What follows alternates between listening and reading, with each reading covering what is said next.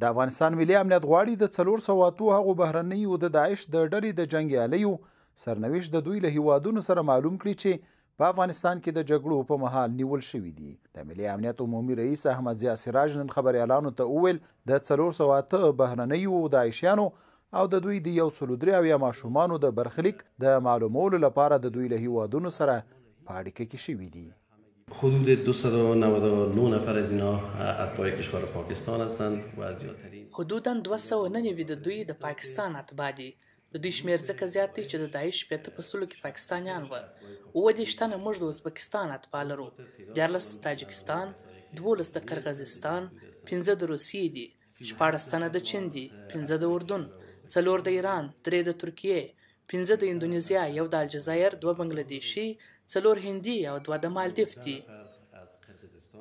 د ملي امنیت رئیس د کندهار د ژیړۍ او میوند ترمنځ د طالبانو د یو مخکښ غړي مولوي احمد کندهاري د وژلو خبر هم ورکړ او وایي تر ملا اختر محمد منصور وروسته دا په طالبانو کې تر ټولو مهم مشر دی چې وژل کیږي.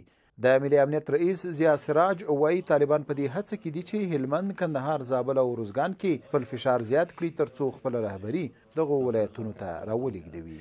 چند کمیسیونی که اونا بسیار سرش تاکید داشتن پر څو کمیسیونونه چې دوی ډېر ټینګار درلود، د دوی د استخباراتو کمیسیون، د کلتور محبوسینو او موسساتو کمیسیونونه، دا 4 کمیسیونونو باندې دوی ټینګار درلود چې افغانستان ته یې راولېږدوي. خو د مولوي احمد وژنې د دوی رهبرانو ته سیګنال ورکړ چې لا هم افغانستان د دوی د رهبرانو لپاره ځای نه دی.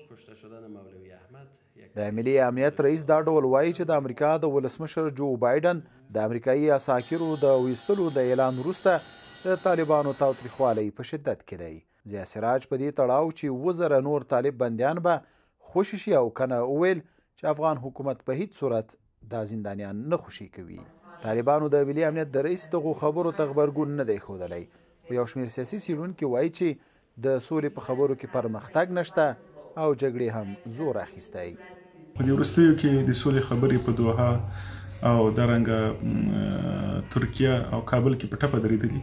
تاوتریخوالی زیات شوی. د سولې په وړاندې د امریکا شرایط، د افغان حکومت او طالبانو شرایط هغه لا هم نه دي ترسره شوي. تر ډېره بریده پورې د تاوتریخوالي کمول د طالبانو لخوا هغه هم تر سوال لاندې یو غوښتنه ده چې افغان حکومت او امریکایان له طالبانو لري. طالبانو دارنګه د خپلو بندیانو د خلاصون او د تور لیست سپینولو غوښتنه کړې.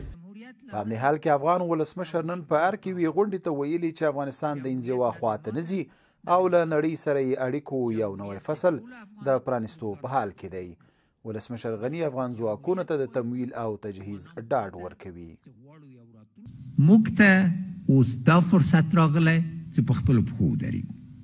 موږ له بینالمللي ټولنې مننه کوو، اما دا فصل د 20 کالو خلاص شو.